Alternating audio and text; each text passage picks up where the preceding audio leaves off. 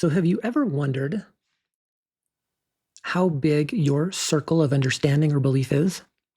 This is something that I thought about recently as we're going to dive into the 7 Hermetic principles. If you can envision for yourself for a second just a circle of belief, most of the things that you believe and the way that you perceive the world is formed out of that circle of belief. It's your knowledge, your scope of wisdom. People would say, they would say it's your paradigm. These are your paradigms of how you see the world. And I found that in my life, a lot of my paradigm, the way that I saw the world, was through this circle, this lens. I think it's important for us to be able to say, you know what, maybe not everything in here was completely correct or accurate, and I can expand this circle and include another one. Or maybe I bring in another circle and it overlaps this one, and then another one, and another one, and another one, until we, not saying that we didn't, leave those core ideas, but that our understanding just continues to expand and to grow. And I hope that's what we get to explore today in diving into the 7 Hermetic principles.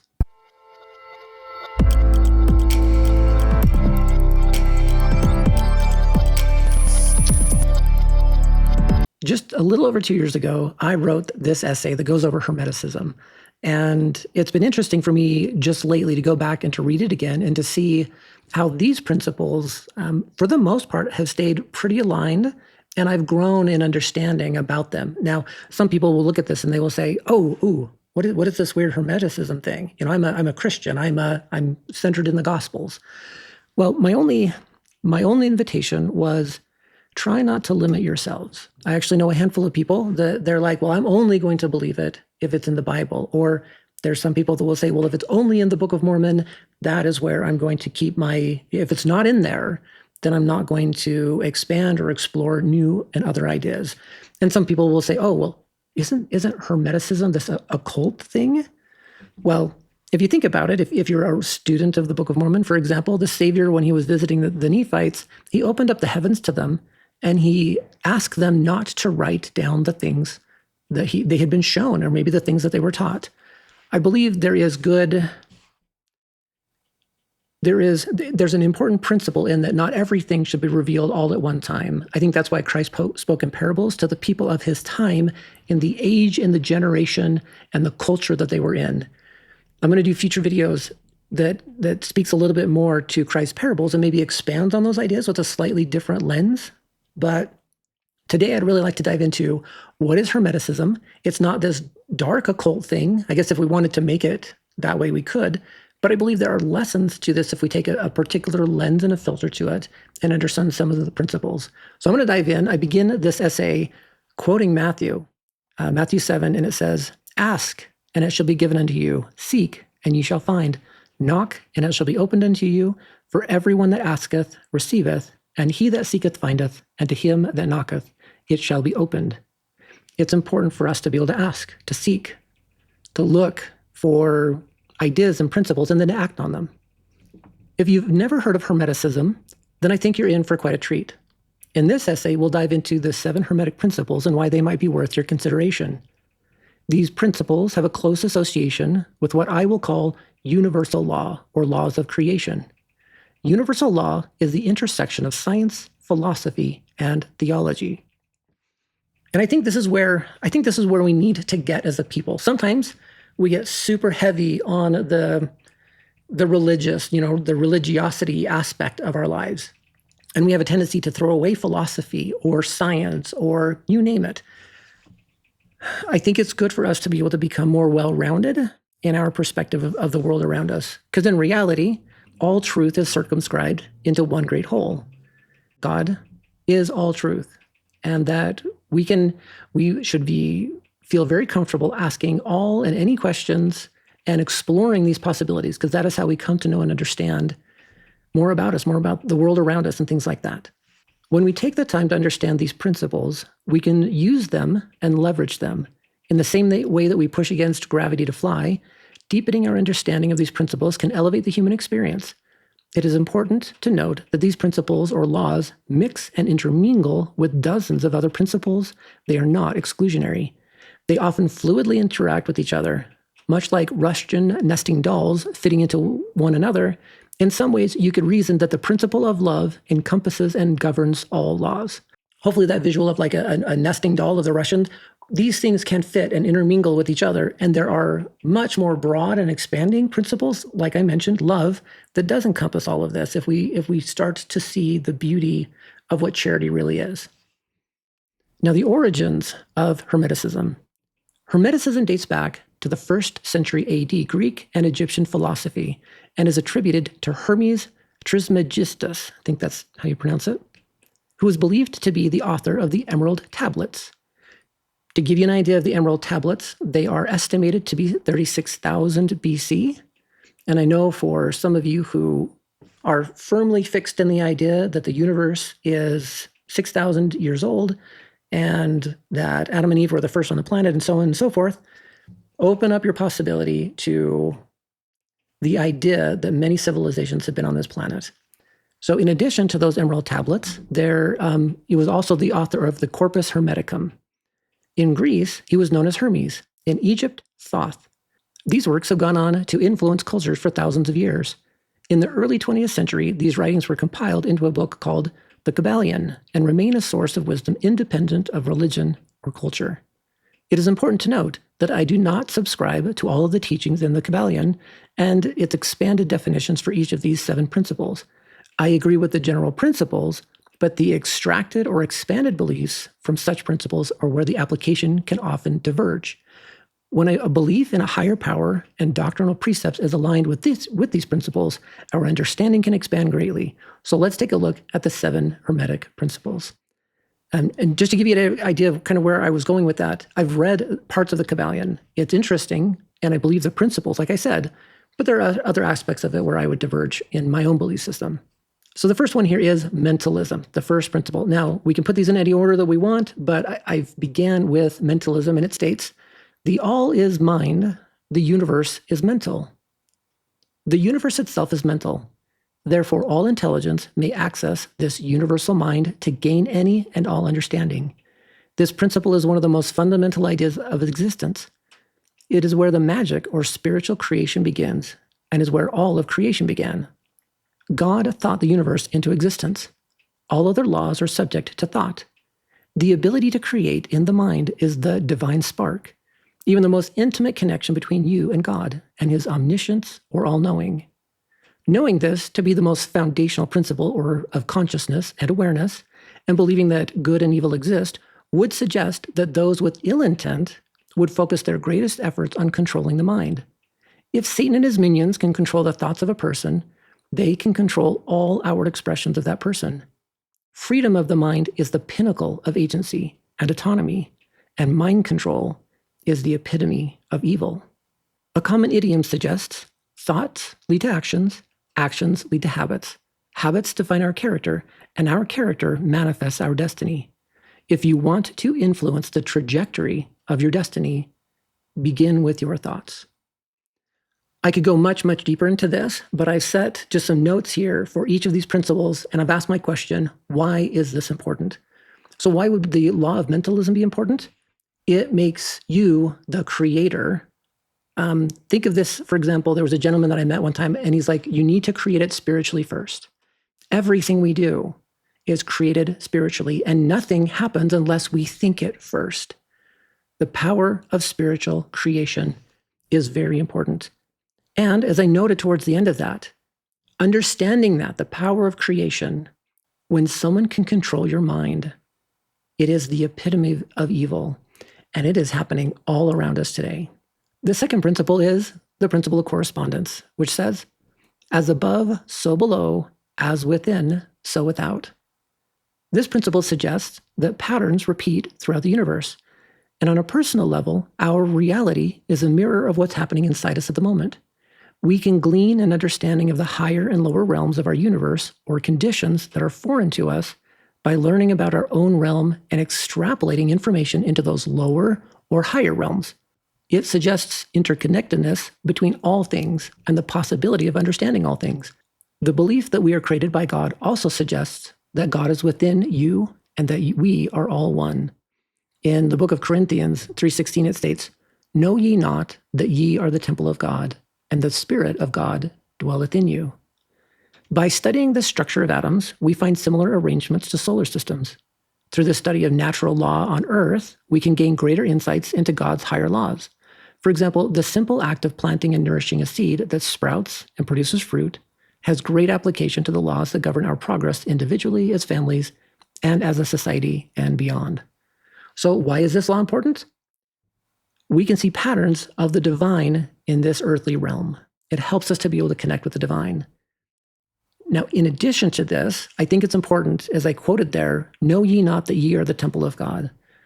There are people that want you to understand that maybe this temple is something that has to be something that we have to go to and experience. The whole point of that, if I were to reference the LDS temple, was to help you pierce the veil. That was the point of it. Not to follow a covenant path, as it's been explained by certain religions, but that you are the temple of God and that God is within you. And I think I'm still trying to understand this concept of what that means, but I know that it's beautiful in the sense that within each individual, we have that power of the divine within us. The third principle is that of vibration. Nothing rests, everything moves, everything vibrates.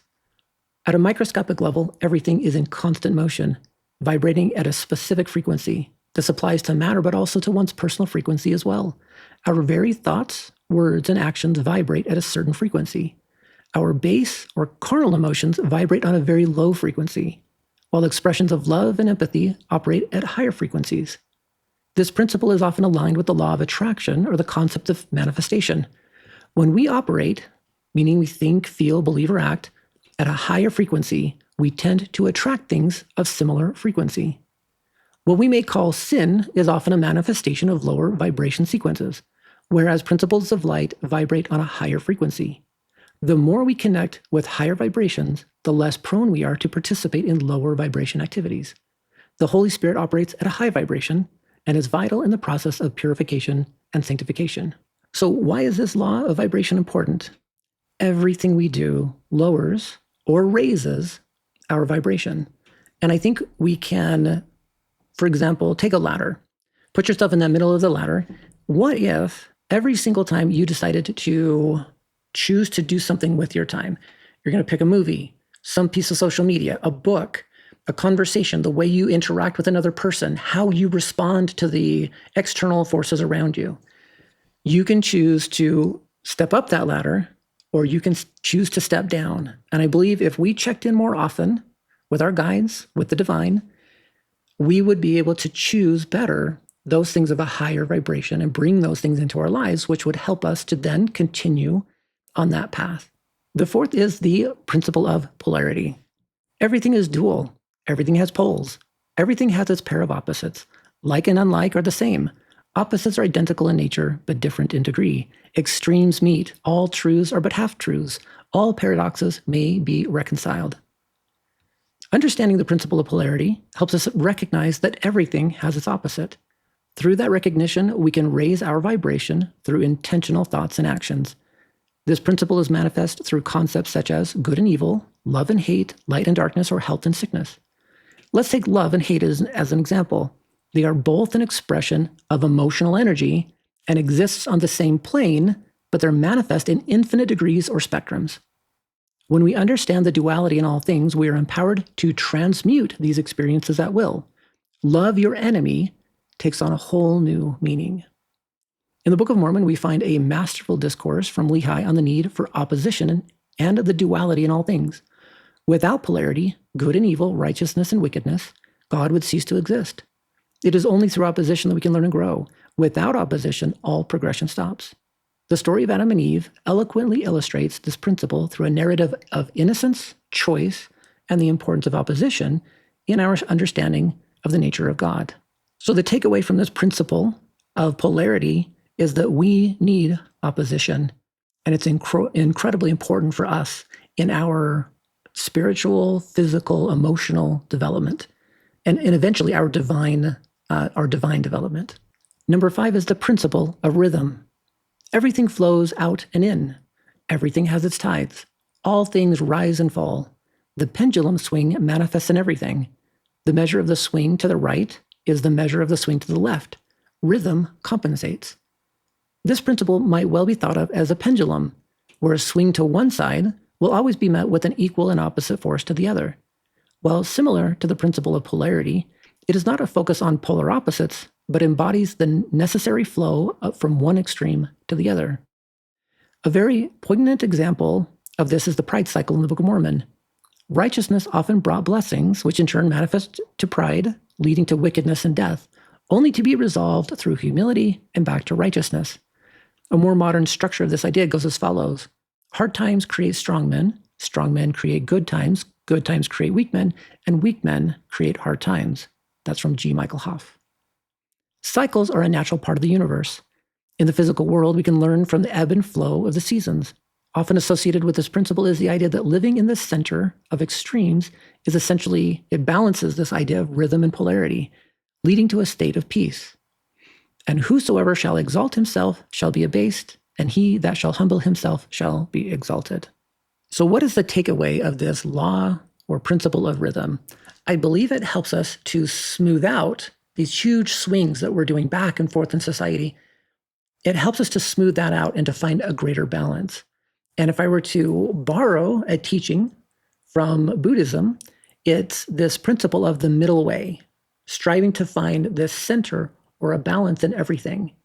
And as we do that, we come more in harmony with who we truly are. Instead of pushing to these massive extremes that we see in society, right? If you really thought about it and looked at the different things that are going on in society, especially right now, we are being pushed into extremes in all areas of life. And I literally mean all areas of life. We are being pushed into extremes. And I believe that coming back to center and finding a more harmonious balance to all of that will help us. It will be important for us eventually to get back to that. And that ebb and flow, I believe, is important because we can see the contrast that comes between that, right? Life isn't a straight line. It usually follows like a stream, serpentines. We have this subtle movement and rhythm in and out of life, and it helps us to see that contrast and to find a more harmonious balance. The sixth principle is cause and effect. Every cause has its effect. Every effect has its cause. Everything happens according to law. Chance is but a name for a law not recognized. There are many planes of causation, but nothing escapes the law. This principle supports the idea that nothing happens by chance and that all things are explainable. There is no such thing as coincidence. All things are explained through the law. This principle has great application when we understand the importance of all action or inaction, for in reality, they are the same. Cause and effect are manifest in two different planes, namely the past and the present. All effects are rooted in the past, and all causes are manifest in the present or future. If we start to look at the concept of one eternal round, though, we see that the past and the present are intermixing simultaneously. Another way to look at this is the concept of being either a creator or a receiver. Are we creating, causing our circumstances, or are we merely reacting to the effects? In societal terms, we could see this as relating to the treatment of symptoms and not the cause. How often do we see the effects of societal decline or poverty, yet rarely do we address the root causes? This also has great application to the principle known as the law of restoration, or in more Eastern philosophy, karma. This law can be stated as such, and I believe this comes from the Nemenhah records in the Book of Manti. With choices comes action, and all action causes consequences. Wherefore, when we act upon matter, it is moved to and fro, but matter is not static. When it is moved out of its place, it in turns move other matter out of its place, and that matter is made to move and cause other matter to move. But the universe is one eternal round, and all movement returns unto its own. Wherefore, there is a law in the universe that restores all things into a state of stability and equilibrium. That's the end of the quote. In short, all things return unto themselves. The only way to counter the effects of sin is through repentance. When the effects of sin are met with unconditional love, the cycles of karma are broken. So why is this principle of the cause and effect so important? We can clearly see it play out in a mortal world. When I choose to hate and respond in hate to other things, those things will come back. I believe that we will see it not just in this experience, but in a greater eternal perspective. We will begin to understand the significance of these karmic cycles and how important it is to work through them. And this principle of cause and effect is really significant. It is the process by which we learn and grow. The seventh principle is gender. Gender is in everything. Everything has its masculine and feminine principles. Gender manifests on all planes. All things are comprised of both masculine and feminine energies. This principle embodies creative and regenerative processes, which require the participation of both genders. Men and women are refined through the development of both traits. Our very minds are set in left and right hemispheres, suggesting the masculine and the feminine. It is suggested in various records that in order for the universe to come into existence, combining both the masculine and feminine was necessary. The masculine gifts or traits enabled the organization and arrangement of matter, whereas the feminine gifts and endowments, or the feminine gifts and endowments gave matter life and awareness. All of creation is a combination of the divine masculine and feminine. And I believe it's important, just like we talked about this idea of the law of rhythm, where it's this pendulum that's swinging back and forth, we see this masculine and feminine energy wildly swinging in societies, if you think about it. And where we see, again, masculine being portrayed heavily in societies and feminine being portrayed in societies. And when we come back into a more harmonious understanding and balance there, we will find more peace on this planet. But it's when we get out of balance that it pushes us into these extremes. I end this essay with this short paragraph. That's probably a good starting place for now. I hope this introduction to these principles can be a springboard to further insights. We have been created with souls that are both exquisite and inquisitive. God wants us to ask lots and lots of questions and to learn from all things around us. In future essays, we'll explore each of these 7 principles in greater depth, as well as their connection to other universal laws. If you're not really sure where to begin, start with the principle of mentalism, for that is truly where the seeds of creation begin. As always, know that you are loved unconditionally. Like I mentioned, I can dive into each of these 7 principles. I actually have a bigger document entitled Universal Law, and it dives much, much deeper into each of these 7 principles. But I hope that if you spend a little bit of time learning about them, the power of creation, patterns that we can see in this life, the significance of your vibration, polarity, rhythm, and so on. We can take these principles and then look at the world around us and see if there is application as to how we become creators, because that's really who we all are. We have the capacity to be creators of circumstances and not creatures of the world around us. So thanks for tuning in. Hopefully that was helpful. If you guys have any thoughts about this, leave some comments if you've had an opportunity to be able to study Hermeticism, or if you disagree with it. That would be great to understand your thoughts and your insights as to why. But as always, I hope you guys understand that I love you. I pray for you, and I wish the best for you. And I will catch you guys on the next video. Take care.